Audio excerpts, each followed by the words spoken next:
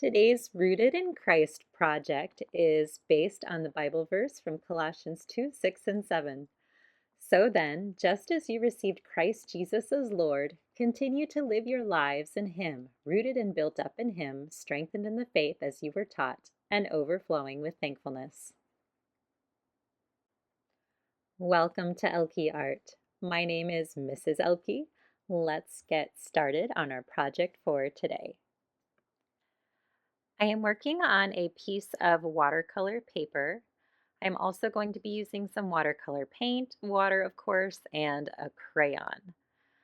First, I'm going to start with a pencil, and I want to try to make the word Christ fit on the bottom of my page. Now, you could do just the word Christ, or you could do rooted in Christ, up to you. Because Christ has 6 letters, I want to try to start a little bit off center with a line that's a little bit to the left. That's going to be where my R is going. And then I'm going to do the same thing a little bit over to the right for my I. So 2 parallel vertical lines. And then I'm going to go ahead and write in an S and then the T on one side. And notice I'm using all capital letters. Then the R is going to get filled in here. And I'm going about, I don't know, a centimeter from the bottom of the paper. I'm going to fill in my H here and then my C here. Once I have all of my letters spaced out, I want to make a little mark about a hand width up in the center of my paper. I want to make another mark that's a little bit lower down, maybe 4 fingers down from that mark. And this is going to help guide where my tree is going. So I'm going to start at my C and kind of curve into one mark and then bring the curve up to another. I'm going to do the same thing with my T. So start from my T, hit that first mark, and then go up to the second mark. And notice that they kind of go in and then back out again, kind of like the letter C. I'm going to do the same thing with the H, but it's not going to be quite as big of a C, so it'll go up a little bit more. The R will almost go straight up, and the I as well can just kind of curve and go out, and then the S too. So you can kind of decide where they go, but I'm trying to fill in these branches and then that make that kind of look like the trunk. This will be a lot more clear to see once I add my crayon. So I'm going to use brown for my trunk. I've got just a regular brown crayon, and the first thing I want to do is trace the letters with my brown. And this is where if you want to get a little fancier, you could. You could make them more like block letters or bubble letters or make them fancy in some way. I'm starting off just by tracing my letters, but I'm going to make them maybe a little bit thicker as I trace them so that they're a little bit more bold. So this is where it's totally up to you. If you want to get a little bit fancier with your letters, you can. For now, I'm just tracing my letters with my crayon, making sure to push kind of hard because I want my crayon to show up nice and dark on my paper.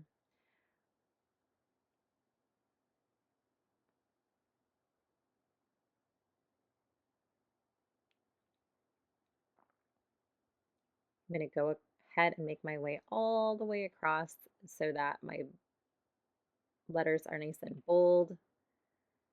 And then I will start working on my tree.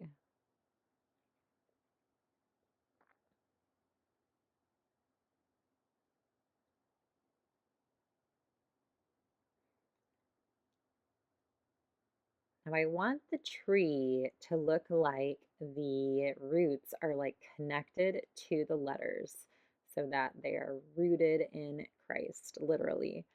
So when I do the roots, I do want them to touch the letters, and I will kind of work on ways to make them more root-like too, just by thickening up the lines in places. So if it's easier to start off, you can just trace the pencil lines, but then I would like to kind of add a little bit more to them to make them a little bit thicker, just like I did with the letters as well. So you can kind of start off with the basic tracing if you'd like, and then thicken them up to make them look more root and trunk and branch like. All right, so I'm going to start with the C, and I'm just going to draw the line where I had my pencil, and you'll notice my branches don't go all the way to the edge of the paper. I'm leaving a little bit of space for the leaves. The T, I'll do that next, just to kind of help define where that line is. Again, not going all the way to the edge, but kind of stopping a little bit in between. I want these lines to be nice and dark too, so that they show up really well once we add the paint. And again, I will end up attaching these to the letters so that they are a little bit thicker. My R is going to go up to the side. You can kind of play around with different lengths of your branches if you'd like. They don't all have to be the same. Mine are very similar right now, but if you want some that are longer, some that are shorter, that is okay too. And then now that I've traced all my lines, I want them to look a little bit wider, especially like where the trunk is. So I'm just going to go in and kind of thicken up some of these lines to make them look more like roots of a tree coming out. And then I want them to actually attach to the letters. You can even have them kind of fan out at the bottom in like a V or a Y shape. So it looks like they're, attached and growing from the letters. So I kind of am going out to the sides and adding these like extra little sections. You could even have the roots come down farther into the letters if you want to add extra little strands. I mean, you are the artist, so you can definitely make it your own. I also want my trunk to look more like a trunk, so I'm going to add some lines to kind of make it look a little bit more trunk-like. Um, and that will kind of help it. And if you want to, you can color it or you can leave it so that you can still see some of the white of the paper in your trunk. That's totally up to you. I'm just adding a couple extra lines in there to make it look a little bit thicker, a little bit darker, a little bit more stable for my tree.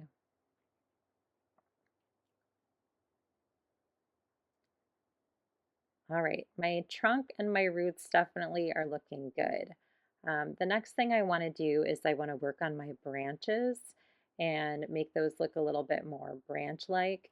For the branches, I do recommend turning your paper upside down. It's usually easier to do the branches from an upside down angle.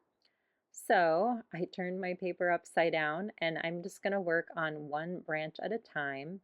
And I want to make kind of a Y shape, like an upside down Y, a couple times on each branch. So I'm just going to kind of add little branches on either side of my main line. And usually I like to try to do some that are thinner, some that are thicker, some that are shorter, some that are longer. So you can kind of decide what you want your branches to look like. And then you also might want to thicken up your branches a little bit towards the trunk. So make them a little bit fatter at the bottom, and then they can be really nice and skinny at the top. So I'm just going to be going from branch to branch, thickening it at the bottom, and then adding these little side branches to the top parts of each section to make it look more like a tree. Do it here. Add some. Notice that I'm working in diagonal lines, so they're not just going straight out from the branch, but more at a diagonal line from the branch. And again, I'm pushing really hard with my crayon so that I get nice dark marks on my paper. Then you can flip it back around and kind of check to make sure it's looking good, that the branches all make sense. If there's any of them that you want to make a little bit thicker, you could do that. But boy, I think I am liking how it's looking. So I'm going to go ahead and put my crayon away and get my paints out and get ready to do some painting. So grab your brush, your water, your watercolors, and it's time to get going. Now I'm using a little bit of a wider brush and lots of water. So I just want to put a lot of water in the background so that my paint will just kind of spread out wherever it's wet. So I'm going right over all of my brown lines, right around my tree, all in the background for my sky. And then I'm just going to get a bunch of blue paint on my brush and I'm just going to spread it all over where my sky is. I'm not getting it to be like super dark because I do want my leaves to show up, but I do want to have a little bit of color back there just so that it's not like a bright white paper. So I'm just filling my paper with this nice light blue and just kind of using that to kind of fill in wherever my paper was wet with water, getting it all the way colored in around my tree. Notice I'm just going right into my tree, not a big deal because the crayon resists the watercolor paint. So that wax in the crayon says, nope, paint, you can't go here. So it works really well with watercolor. Getting it all filled in with my blue, especially towards the outside edges. I'll have a lot of leaves in the inside, so that won't matter as much. And then as I get towards the bottom of the tree, I'm switching into green. And it's okay if the green and the blue blend a little bit. That'll make it just kind of a soft edge and it just kind of makes it look like a little bit more, I know, a softer transition from one color to the next. So I'm going right into my green next.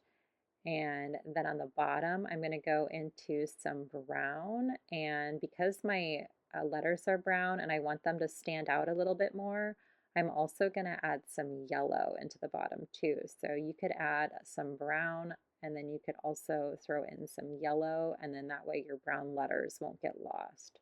So I recommend mixing those two. Orange would be another good color to mix for the ground, but I just wanted to make sure that my letters stood out. So a little bit of brown and a little bit of yellow mixed in there would be great. All right, and that's kind of my base for my background. Now, I didn't really let it dry too much because I don't mind if my leaves have like some softer edges too. I'm just going to dip my finger in some water and I sprayed my paint just to make sure it was nice and wet. And I'm actually going to start with yellow. And I'm just going to start dotting my finger with yellow all over the top part of the tree. And you'll see like some of them are spreading out into the sky, and that's not a big deal. It'll just make it look like maybe some background leaves. Um, you can make your leaves touch each other. That's totally fine. Leaves touch each other all the time. They grow in clusters in groups off the branches. So I'm just going to be tapping my finger and spreading out these leaves all over my tree until it's pretty much filled up with yellow. And then once I get done with the yellow, I can move into greens. If you want to make this more of a fall tree, you could totally do that and use yellows and oranges and reds. It doesn't really matter. You could even use more than one finger if you want. I'm just using my pointer finger. Every once in a while, I do need to dip it in water to make sure I've got enough, wetness on my finger. There we go. But I just want to go ahead and fill in around my tree. Now, all the leaves don't have to touch every branch too. Maybe you notice that some of my leaves just are floating near the tree, and that's totally fine. People will understand that they're still connected to the tree, even if they're not touching every single branch. All right, my second color is going to be green. So I want to go ahead and add some green dots too. I didn't even wait for the yellow to dry because I don't mind if they mix and blend a little bit. So it's totally up to you if you want them to dry in between or not, but I thought it would be nice to have a little bit of blending. I'm going around some of the yellow ones, right on top of some of the yellow ones, just kind of filling in all around my tree with my leaves. And as we think of this theme, this rooted in Christ, You can think of, okay, Christ is your foundation. And then as you go up into these branches, maybe that's like different things that you can do to show your, live your faith. And all of these leaves, they can be different examples of ways you do that. So maybe it's, ways that you serve, ways that you are kind to one another, ways that you share love.